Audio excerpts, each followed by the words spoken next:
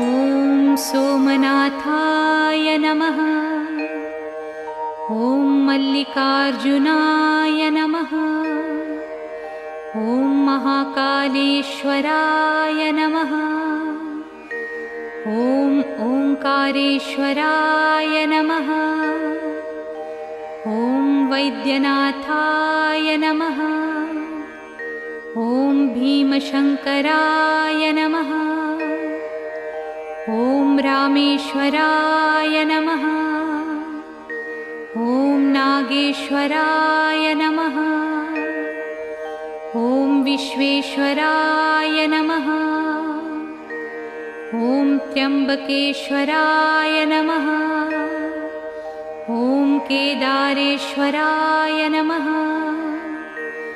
ॐ भुस्मेश्वराय नमः।